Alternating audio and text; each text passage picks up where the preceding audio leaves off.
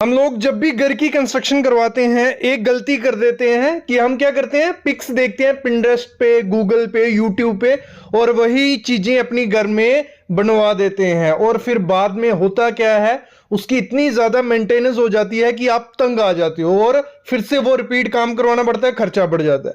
तो आज की वीडियो देख लो, मैं आपको बताऊंगा कि घर की कंस्ट्रक्शन इस तरीके से करवाओगे तो आपको काफी कम मेंटेनेंस करनी पड़ेगी। साफ सफाई किसी को पसंद नहीं होती है, तो ये 10 से 12 चीजें फॉलो करो और आपके घर में मेंटेनेंस कितनी ज्यादा जरूरत नहीं पड़ेगी।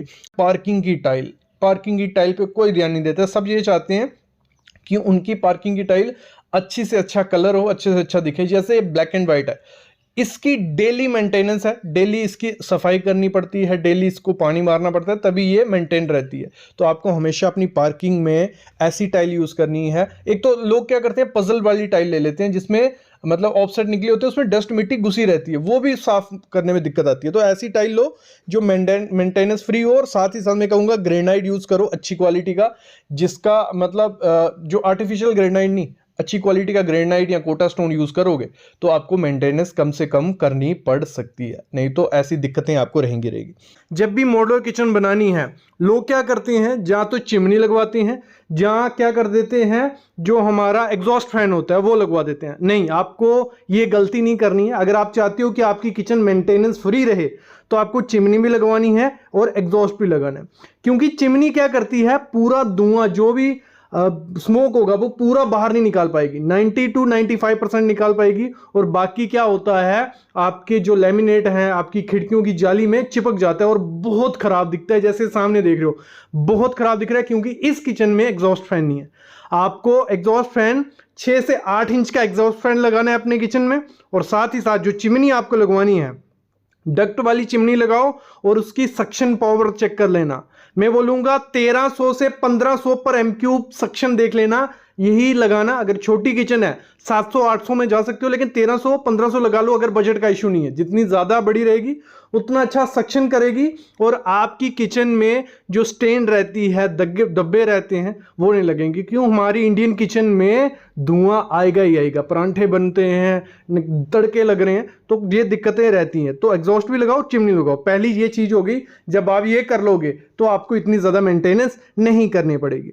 हमारी घर की टाइल, घर में सबसे ज्यादा सफाई किसकी हमें करनी पड़ती है, जो फ्लोरिंग है। रोज झाड़ू मारना पड़ता है, रोज पोछा मारना पड़ता है, लेकिन अगर आप चाहते हो कि 2-3 दिन बाद मारें या हफ्ते बाद पोछा मारें या झाड़ू मारें, तो उसके लिए आपको क्या करना है, अपने घर में कभी भी डार्क कलर शेड की टाइल यूज नहीं करनी है। एग्जाम्पल ले लेता हूं, जैसे ये ब्लैक टाइल है, ये सामने आप देख रहे हो, इसकी अगर डेली मेंटेनेंस नहीं होगी, डेली झाड़ू पोछा नहीं होगा, तो इस पे इतनी ज्यादा डस्ट दिखेगी कि आप तंग आ जाओगे और इस पे रिप्लेस करनी पड़ेगी, क्योंकि ब्लैक कलर पे काफी ज्यादा डस्ट आती है। सिर्फ टाइल की बात नहीं कर रहा कि सिर्फ ब्लैक टाइल नहीं, ब्लैक हमारा फर्नीचर हो गया या बाथरूम की कुछ एक्सेसरीज हो गई। ब्लैक कलर हमेशा क्या करता है, डस्ट अपने ऊपर शो करता है। जैसे उस पर लाइट पड़ेगी डस्ट दिखेगी ही दिखेगी और उसकी मेंटेनेंस बहुत ज्यादा होती है। तो आपको ये कभी नहीं करना है। पहली चीज ये है कि ब्लैक कलर आपको टाइल में या फर्नीचर में यूज नहीं करना है। अगर करना भी है तो इस तरीके से करना कि जितना ज्यादा कम हो और उस पर कम से कम लाइट पड़े, क्योंकि डस्ट तभी दिखेगी जब लाइट पड़ेगी। तो ऐसे एरिया में ब्लैक कलर यूज करो जहां कम लाइट पड़ती हो, कम डस्ट आती हो। अगली चीज क्या करनी है, जो वॉश बेसिन होता है हमारा, बहुत इंपॉर्टेंट चीज होती है और डेली यूज है। और अगर हम क्या करते हैं, ऐसा कुछ वॉश बेसिन लगाते हैं, आजकल बहुत चले हैं ये वन स्टैंड जो रहता है, इसमें काफी वेराइटीज आपको मिल जाएगी।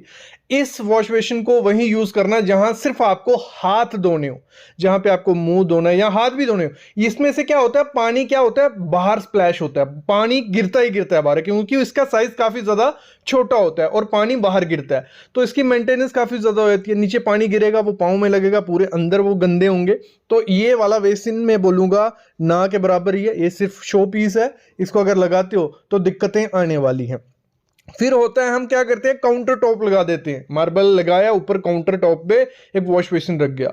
इसमें भी क्या होता है, इसमें भी मेंटेनेंस काफी ज्यादा हो जाती है। पानी बाहर स्प्लैश होता है, हाथ धो रहे हो वो स्टेन पड़ेगा बाहर, तो फिर बाहर की सफाई अलग से, अंदर की सफाई अलग से, तो वो दिक्कत रहती है। तो आपको हमेशा क्या लगवाना है, अंडर काउंटर जो ऐसे कुछ वॉश बेसिन रहते हैं अंदर की तरफ रहते हैं, तो इनको लगाओ। इनकी क्लीनिंग अच्छी होती है क्योंकि पानी अंदर है, सब कुछ अंदर गिरेगा, और साइज जितना ज्यादा बड़ा होगा उतना ज्यादा इजी होता है उसको मेंटेन करना। तो ये चीज ध्यान रखना। और हमेशा एक टिप मैं इसमें जरूर एक्स्ट्रा दूंगा, कभी भी इसको हार्पिक या किसी ऐसे केमिकल से यूज मत कर दे, दो साफ मत कर देना।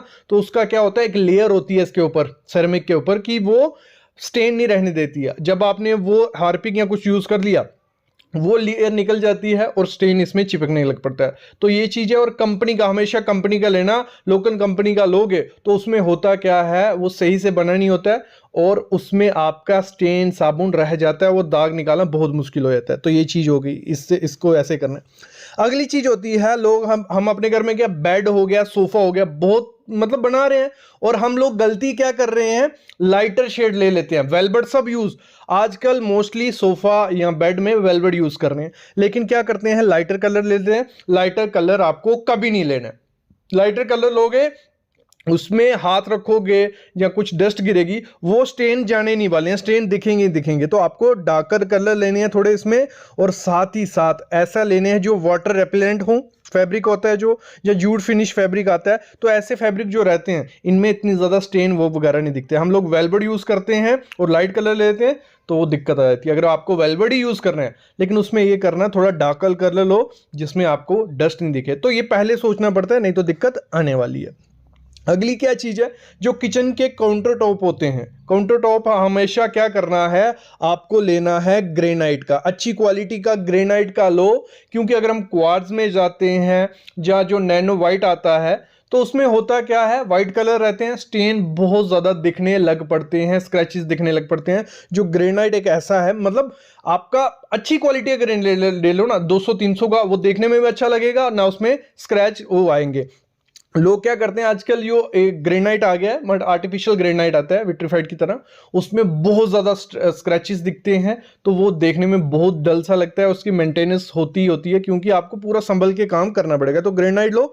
तो ये चीज हो गई। अगली चीज होती है पेंट। हम अपने घर में पेंट करवाते हैं, और हम जब डार्कर शेड करवाएंगे घर में, तो उसमें डस्ट दिखने लग पड़ती है, क्योंकि हमारे घर में वेंटिलेशन विंडो वगैरह तो हैं, डस्ट आएगी और आपकी दीवारों पे डस्ट दिखने लग पड़ेगी। तो पेंट के मामले में आपको क्या करना है, लाइट कलर यूज करना है। और पेंट आते हैं डस्ट फ्री, तो पॉसिबल हो डस्ट फ्री, थोड़े कॉस्टली रहते हैं लेकिन डस्ट फ्री लेने हैं। और हमेशा न्यूट्रल कलर रखो यार, वो एक तो सुंदर, एक लग्जरी लुक आपके घर को देंगे, और दूसरा देखने में सुंदर लगते हैं, और इतने ज्यादा गंदे वो नहीं लगते हैं। पॉसिबल हो तो व्हाइट कलर रखो, वो भी बहुत अच्छा दिखेगा। दूसरी चीज आपको क्या करनी है, जो आपकी पार्टीशन होती है, जैसे आपका काउंटर बनना है, नीचे पार्टीशन होगी, वहां पे आपकी जालियां लगेंगी, ठीक है, ट्रॉलीज लगेंगी। तो वहां पे हम लोग क्या करते हैं, गलती, मार्बल लगाते हैं पार्टीशन के लिए। और जब आप मार्बल पार्टीशन के लिए लगाते हो, जो उसमें चैनल फिट किए जाते हैं, उनके स्क्रू थोड़े टाइम बाद लूज हो जाते हैं। काफी आपको बोलेंगे मिस्त्री कारपेंटर की नहीं होंगे, कुछ नहीं होगा, लेकिन थोड़े टाइम बाद, क्योंकि मार्बल में वो स्क्रू ढीले पड़ जाते हैं, क्योंकि मार्बल में जब होल किया जाता है, धीरे धीरे वो होल बड़ा होता जाता है। जब आप उस बास्केट को, या ट्रे भी बोलते हैं, उनको बाहर निकालते हैं, अंदर करते हैं, तो उससे और ज्यादा फर्क पड़ता है। तो आपको हमेशा क्या करना है, आपको जो पार्टीशन करनी है वो आपको बोर्ड से करनी है, और वाटरप्रूफ बोर्ड ले लो, प्लाई ले लो, उससे आप करोगे पार्टीशन, तो उसमें स्क्रू अच्छे से बैठता है, आपका चैनल अच्छे से लगता है, और फ्यूचर में आपको मेंटेनेंस की जरूरत नहीं पड़ेगी। नेक्स्ट चीज है वॉल पैनल जो रहते हैं, बहुत हम लोग क्या कर रहे हैं, आज लोग लोवर्स लगा रहे हैं, ठीक है। ऐसे कुछ लोवर्स होते हैं जिनमें अंदर ये देखो खपचे से है ना, प्लस माइनस रहता है इनमें डिजाइन। दूसरा फ्लूटेड पैनल हो गए, वॉल मोल्डिंग हो गई, ये तीन चीजें बहुत ज्यादा ट्रेंडिंग में सब लोग चला रहे हैं। आप लगा सकते हो, लेकिन अगर आपको मेंटेनेंस नहीं करनी है उस चीज की, तब लगाना, नहीं तो इसकी मेंटेनेंस बहुत ज्यादा करनी पड़ती है। इनके अंदर डस्ट घुस जाती है और फिर बाद में दिक्कत आती है। अगर आपको वॉल पैनलिंग करवानी है, इस समय वॉलपेपर लगवाइए। वॉलपेपर यह है कि मतलब आपको इतनी ज्यादा उस पर डस्ट दिखती नहीं है, और इजी टू मेंटेन है, और साथ ही साथ सस्ते पड़ते हैं। साथ ही साथ यूवी शीट है, यूवी शीट से लगवा लीजिए। अगर आपको लोवर्स लगाने ही है, ऐसे कुछ लोवर्स लगाइए जिनमें इतना ज्यादा डेप्थ ना हो, मतलब साथ ही साथ प्लस माइनस कम हो, मतलब इजीली साफ हो जाए। तो ये चीज आपको वॉल पैनलिंग में ध्यान रखनी है। दूसरा जो फॉल सीलिंग है, फॉल सीलिंग में इतना ध्यान रखना है कि जितना ज्यादा कम कोब आप अपने घर पे रखो, उतना ज़्यादा अच्छा, क्योंकि कोब में होता क्या है, डस्ट भी सामने दिखती है थोड़ा टाइम बाद, और साथ ही साथ जाले, जो मकड़ी स्पाइडर जाले बना देती है, वो यहाँ आते ही आते हैं और उनकी मेंटेनेंस क्लीनिंग आपको करनी पड़ेगी। तो कोब जितना ज़्यादा कम होगा, प्लेन फॉल सीलिंग रखो, बहुत अच्छा सुंदर दिखता है, डिज़ाइन दिखता है। और कोब थोड़ा कम रखो, अगर ज़्यादा कोब रखोगे 2 इंच से ज़्यादा, तो उसमें सामने दिखता है नीचे से अगर बैठा होगा कोई, तो अगर 2 इंच से कम कोब होगा तो उसमें कम दिखेगा। तो ये चीज़ भी आपको ध्यान रखनी है। अगली चीज़ क्या होनी है, कभी भी ड्राइंग बनाने जाओ, आर्किटेक्ट से पूछो वो कौन कौन सी ड्राइंग देगा, मतलब क्या क्या देने वाला है। वो आपको 2D प्लान देगा। 2D प्लान क्या हो गया, सिंपल आपका लेआउट होगा कि कमरा यहाँ है, प्लिंथ आपका यहाँ है। आगे मैं रेट बताने वाला हूँ कि कितना खर्चा पड़ जाता है एक प्लान बनाने का, ड्राइंग बनाने का।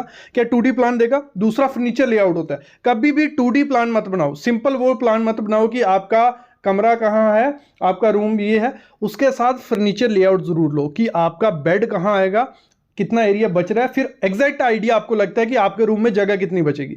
आप प्लान ले लेते हो, बाद में जब बेड लगाते हो, अलमीरा लगाते हो, जगह ही नहीं बचती है ना चलने की फिरने की। तो अगर सिर्फ 2D प्लान भी बनाना है, साथ में फर्नीचर लेआउट ले लो। अगली चीज होती है, हम जो बाथरूम में टाइल लगाते हैं फ्लोरिंग में, वो हम सेरेमिक यूज कर लेते हैं या मार्बल यूज कर रहे हैं।